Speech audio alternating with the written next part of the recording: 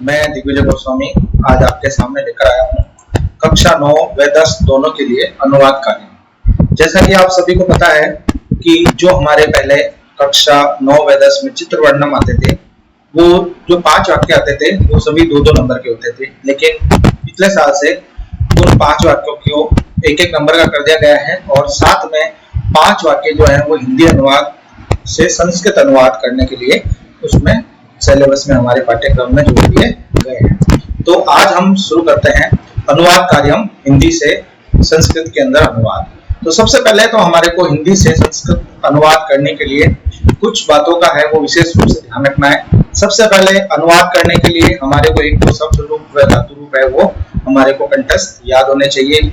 मतलब कुछ जो धातु रूप शब्द रूप है वो हमें कम से कम आने ही चाहिए। उसके बाद में हमारे को सभी प्रकार के प्रत्यय, उपपद, विभक्ति, कारक, लिंग, वचन और विशेषण इन सभी का जो है वो ज्ञान होना आवश्यक है, क्योंकि अब इनके बिना हम वाक्य जो अनुवाद है वो पूरी तरह से सही तरह से ढंग से हम नहीं कर पाएंगे।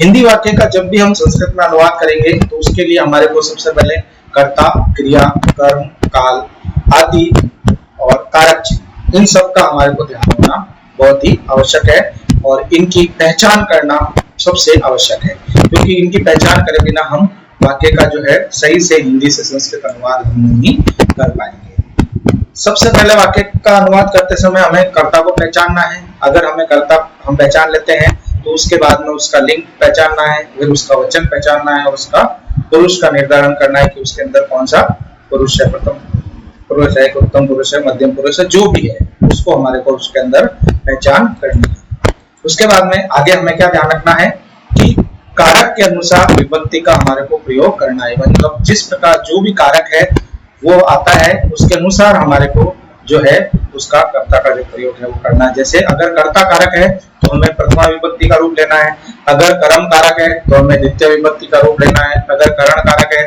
तो हमें तृतीय विभक्ति लेनी है। तो इस तरह से हमारे को विशेष रूप से कारक का ध्यान रखना है, कारक के अनुसार हमारे को उस विभक्ति का प्रयोग करना है। कारकों और विभक्तियों की जानकारी होना आवश्यक है। जैसा कि हम छोटी क्लासों से ही पढ़ते आ रहे हैं कि हमें कारक चिन्ह और कारक के बारे में बताया गया है। मैंने यहाँ पे फिर भी आपको एक सारणी दी है जिसके अनुसार आपको पता चल जाएगा कि जो कारक है उनको किस प्रकार से किस विभक्ति का कौन से कारक के लिए प्रयोग करना है। वैसे सारणी है वो छोटी क्लासों से ही 6th क्लास से ही 5th क्लास से ही हमारे को रटाई जाती है।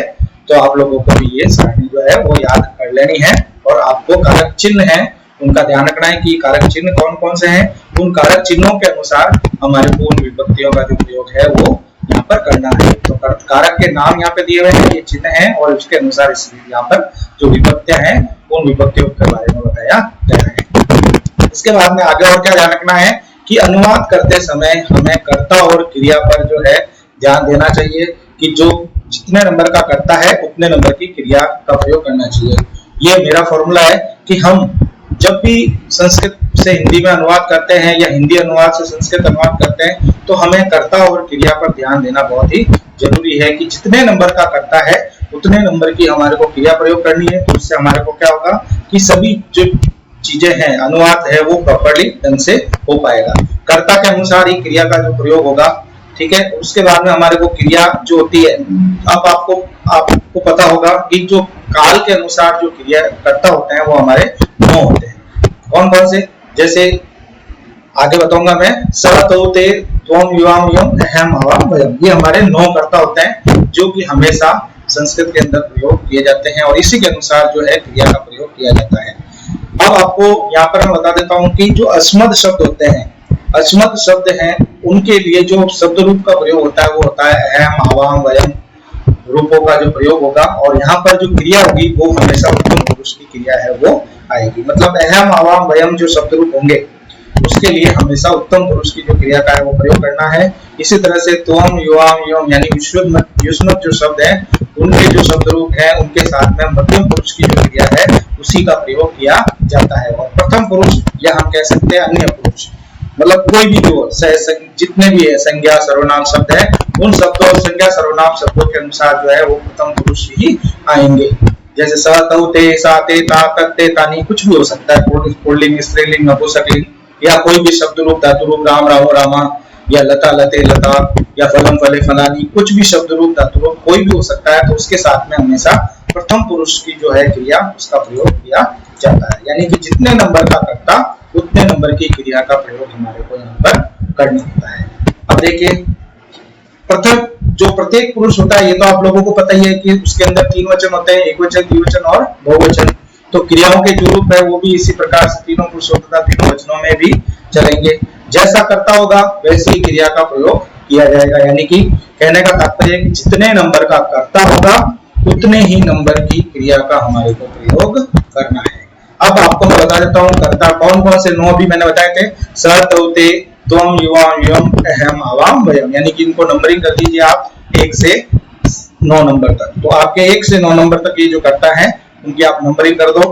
फिर उसके अनुसार ही जो धातु होती है, क्रिया होती है, उसका मैंने यहाँ पे पट लकार का रूप लिया है। तो इसके अनुसार यहाँ पे क्रिया के भी मैंने नंबरिंग कर दिए हैं। 9 क्रियाओं के जो नंबर है वो मैंने डाल दिए हैं। ये हर एक धातु जो है वो मतलब लकार के अनुसार अलग अलग आती है। तो यहाँ पर मैंने पट धातु का लट लकार का रूप लिया है। तो अब यहाँ पे देखिए किस प्रकार से हमारे को जो वाक्य है बनाते वक्त जितने नंबर का कर्ता उतने नंबर की क्रिया है उसका प्रयोग कैसे करना है वो मैं आप लोगों को यहाँ पर बता रहा हूँ। तो सबसे पहले देखिए कि मैं 1 नंबर का कर्ता लेता हूँ। देखिए ये लाइन है वो आप लोगों को यहाँ पे दिखाई दे रही है। तो वो सपठति, यानी 1 नंबर का कर्ता उसके साथ में ही ये 1 नंबर की जो क्रिया है उसका यहाँ पर प्रयोग किया गया है। इसी तरह से दूसरी लाइन में आप देखिए 2 नंबर का कर्ता, तो ये 2 नंबर की क्रिया है यहाँ पर। उसके बाद में अगला देखिए आप 3 नंबर का कर्ता, यहाँ पर 3 नंबर की क्रिया ते पठंती। इसी तरह से 4 नंबर का कर्ता, तो 4 नंबर की क्रिया का प्रयोग किया गया है। इसी तरह से 5 नंबर का कर्ता, 5 नंबर की क्रिया का प्रयोग किया गया है। इसी तरह से 6 नंबर का कर्ता, 6 नंबर की क्रिया का प्रयोग किया गया है। इसी तरह से 7 नंबर का कर्ता अहम पठामी, तो यहाँ पे 7 नंबर की क्रिया का प्रयोग किया गया है। इसी तरह से 8वां है आवाम पठाओ, तो ये 8 नंबर का जो कर्ता है उसके अनुसार 8 नंबर की क्रिया का प्रयोग किया गया है। फिर ये वयम पठामा 9 नंबर का करता है, उसी तरह से 9 नंबर की जो क्रिया है उसका यहाँ पर प्रयोग किया गया है। तो इस तरह से हमारे को ये जो 9 करता है उसी के अनुसार मैंने 9 ही क्रिया के आपको रूप बताए हैं और इनके जो वाक्य हैं वो मैंने आगे उदाहरणों में बनाए हुए हैं। ये देखिए आप 1 2 3 नंबर, वह पढ़ता है, स पठती, वे दोनों पढ़ते हैं, तो पठता, वे सब पढ़ते हैं, ते पठंती, तुम पढ़ते हो, तुम पठसी, तुम दोनों पढ़ते हो, युवाम पठता, तुम सब पढ़ते हो, युयम पठता। तो यहाँ इस तरह से मैंने आप लोगों के ये नंबर वाइज, जैसे 1 2 3 वहां पे लिए थे, तो यहाँ पर मैंने 1 2 3 नंबर क्रिया का प्रयोग करते हुए यही वाक्य बनाए हैं। इसी तरह से 7 नंबर का देखो, मैं पढ़ता हूँ, अहम पठामी, हम दोनों पढ़ते हैं, आवाम पठावत, हम सब पढ़ते हैं, वयम पठावत। तो इस तरह से यहाँ पर हमने 1 नंबर का कर्ता से लगाकर और 9 नंबर के कर्ता तक यहाँ पे वाक्य जो है वो लिए हैं। और भी मैं उदाहरण बताता हूँ आपको। अब जैसे आप लोगों को ध्यान नहीं होगा, अभी मैंने लट लकार के रूप बताए थे, अब मैंने लंग लकार के उदाहरण लिए हैं। 2 3 उदाहरण यहाँ पे लंग लकार के लिए हैं। वह खेलने गया था, स क्रीडितुम अगच्छत, यानी जितने नंबर का कर्ता लेना है उतने नंबर की हमारे को क्रिया लेनी है। यानी कि लकार चाहे कोई भी हो, क्रिया का जो नंबर है वही 1 से 9 नंबर तक हमारे को लेने हैं। तुम क्यों हंस रहे थे, तुम कथम अवस, मैं विद्यालय गया था, अहम विद्यालयम अगच्छम। तो इस तरह से ये लंग लकार के रूप हो गए। इसी तरह से आपके लिट लकार यानी भविष्यत काल के भी मैंने 2 3 उदाहरण लिए हैं। वे सब चित्र देखेंगे, ते चित्रम द्रक्ष्यन्ति, तुम दोनों यहाँ पढ़ोगे, युवाम अत्र पठिष्यत, हम सब बाजार जाएंगे, वयम आपणम गमिष्याम। तो इस तरह से हम यहाँ पर जो है इनके उदाहरण हैं। इस तरह से आपके लौट लकार के उदाहरण और हैं। आज्ञार्थक काल जिसको हम कहते हैं, वे दोनों लिखें तो लिखताम, तुम सब कार्य करो, यूयम कार्यम कुरुत। इसी तरह से हम दोनों पत्र लिखे, आवाम पत्रम लिखाओ। तो ये मैंने उदाहरण लिए हैं लौट लकार के। इसी तरह से विधिलिंग लकार चाहिए के अर्थ में प्रयोग है, उसके भी ये 3 उदाहरण हैं। सीता को खाना पकाना चाहिए, सीता भोजनम पचेत, तुम दोनों को विद्यालय रोजाना जाना चाहिए, युवा विद्यालयम प्रतिदिनम गच्छेतम, मुझे यह नहीं कहना चाहिए, अहम इदम न कथयेयम। इस तरह से हमारे ये उदाहरण थे। और भी मैंने उदाहरण दिए हैं जो कि आप लोगों के व्याकरण विधि से हैं। ये 2 लड़कियां नाचती है, बालिके नृत्यतः, शिशु ने दूध पिया, शिशुः दुग्धम अपिबत, हमें पर्यावरण की रक्षा करनी चाहिए, वयम पर्यावरणम रक्षेत। इस नगर में सरोवर है, अस्मिन् नगरे सरोवरः अस्ति। दीपक सभी छात्रों में श्रेष्ठतम है, दीपक सर्वेषु छात्रेषु श्रेष्ठतमः अस्ति। इसी तरह से यह पुस्तक किसकी है, इदं पुस्तकं कस्य अस्ति। राजा भिक्षुक को धन देता है, नरपः भिक्षुकाय धनम ददाति। तो ये मैंने आपके यहाँ पर अलग अलग प्रकार के जो उदाहरण है वो यहाँ पर लिए हैं, तो हमें इनका ध्यान रखना है। धन्यवाद। ये जो आपका अनुवाद कार्य जो मैंने नियम बताए हैं वो नियम आपके जो है चित्र वर्णन में भी प्रयोग आएंगे, अनुच्छेद लेखन में भी आपके प्रयोग आते हैं, क्योंकि वहां पर भी हमारे को वाक्य हैं वो बनाने होते हैं और उन वाक्यों को बनाते वक्त हमें इन्हीं नियमों का जो है वो ध्यान रखना है। यानी जितने नंबर का कर्ता उतने नंबर की क्रिया, शब्द रूप धातु रूप भी हमारे वहां पे काम आएंगे, कारक विभक्ति भी हमारे वहां पे काम आती है, प्रत्यय भी हमारे काम आते हैं। तो ये जो अनुवाद के जो नियम बताए हैं वो हमारे जो नियम है वो चित्र वर्णन अनुच्छेद लेखन में भी प्रयोग किए जाते हैं।